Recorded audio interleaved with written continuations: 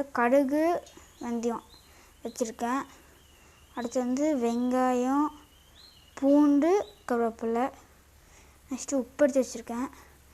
தக்காளி, மஞ்சத்தூள், மிளகா, அப்புறம் குழம்பு பொடி, அப்புறமா சக்தி மசாலா, வத்தல் குழம்பு பொடி சும்மா ரொம்ப தீனு போட்டால் போதும். அப்புறமா நான் அரைச்ச பொடி இருக்குதுல்ல, நான் காமிச்சிருப்போ நான் அந்த என்ன போட்டேன், கருவேப்பிலை, அப்புறமா அந்த வெள்ளை என்னமோ போட்டேன், அதான் அரைச்சேன் இது. அப்புறம் வெங்காயம் அடிச்சிருக்கேன். இந்த 2 வத்தலையும் நான் ஒரு லெவலுக்கு மீடியமாக நினைக்கிறேன், பக்குவமாக வணக்கியிருக்கேன். இப்போ வந்து கத்திரிக்காய் வணக்கியிருக்கேன். கத்திரிக்காய் நான் கறியிருச்சு கொஞ்சம், அதை நான் பார்த்துக்கிறேன். இப்போ வந்து இந்த மாதிரி வணக்கிட்டேன். கருகலை கடுகு ஸ்டேஜுக்கு போயிருக்குது. இதை வணக்கியிருக்கேன், தண்ணியெல்லாம் ஊற வச்சு வணக்கிட்டேன். அவ்வளோதான். இதுவும் போல் வணக்கிது, அவ்வளோதான். இப்போ அடுத்து செய்யலாம். ஒரு பெரிய வடக்கலை வந்து எடுத்திருக்கேன் குழம்பு செய்ய. இப்போ இதில் குழம்பு செய்ய போகிறோம். நல்லெண்ணெய் வந்து நான் 2 டேபிள் ஸ்பூன் ஊற்றிருக்கேன்.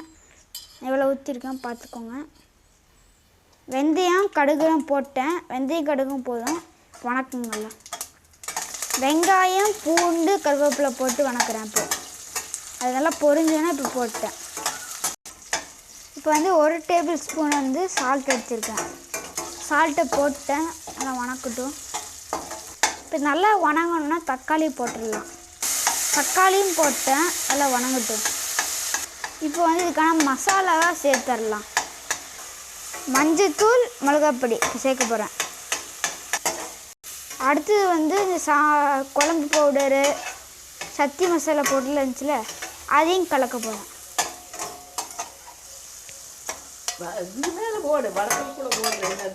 நம்ம அரைச்சி வச்ச பொடிக்குதுல, அதையும் சேர்த்துடலாம் வாங்க.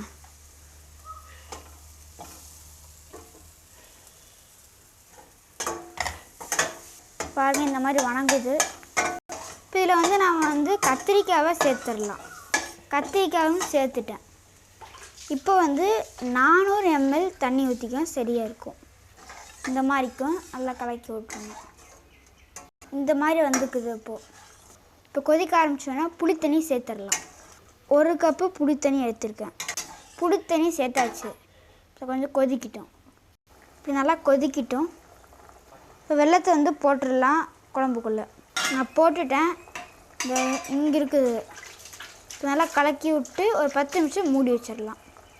இந்த மாதிரி நல்லா மூடி வச்சுருங்க. இப்போ அதை ஓப்பன் பண்ணி இப்போ கொஞ்சம் இன்க்ரீடியன்ஸ் ஆட் பண்ணணும், பார்த்துக்கலாம் வாங்க. இப்படி இருக்குது. இப்போ வந்து ஆட் பண்ணிக்கலாம். வத்தலை வந்து நெல்லிக்காய் வத்தலை அப்படியே போட்டுடலாம். நான் போட்டுட்டேன். இப்போ இதில் வந்து ஆஃப் வந்து போட்டுருங்க. பேலன்ஸ் ஆஃப் வந்து நல்லா பொடிச்சு போட்டுருங்க. இந்த மாதிரி நல்லா முடிஞ்சளவுக்கு பொடிச்சிட்டேன். இது பொடிக்கலை. இப்போ போட்டுடலாம் எல்லாத்தையும். நல்ல எண்ணெய் கொஞ்சம் சேர்த்துக்கலாம். இப்போ எண்ணெய் சேர்த்துட்டேன். நல்லா கொதிக்கிட்டும். இப்போ மூடி வச்சிடலாம். இதை நான் வந்து மூடி வச்சுட்டேன். ஒரு 10 நிமிஷம் கழித்து இதை ஓப்பன் பண்ணி பார்க்கலாம். 5 நிமிஷம் கழித்து நான் ஆஃப் பண்ணிட்டேன். இப்போ ஒரு 10 மினிட்ஸ் நல்லா ஆறட்டும். நல்லா திறந்துடாதீங்க. இதை அப்படியே ஓப்பன் பண்ணி காமிக்கிறீங்க. அவ்வளோதான், ரெடி ஆயிடுச்சு. டேஸ்ட்டாக இருக்குது. நான் ஏற்கனவே டேஸ்ட் பண்ணி பார்த்துட்டேன். நல்லாயிருக்கும். சாப்பிட்டு பாருங்கள். கண்டிப்பாக ட்ரை பண்ணி பாருங்கள்.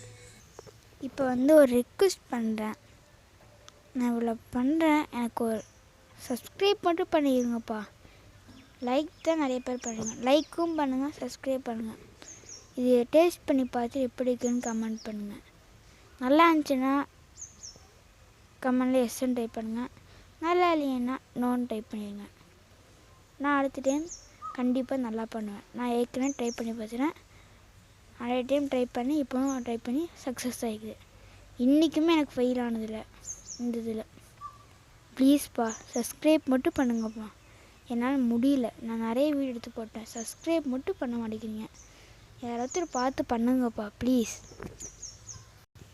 இதோட இது பார்ட் 2 வந்து கம்ப்ளீட் ஆகிருந்துச்சு.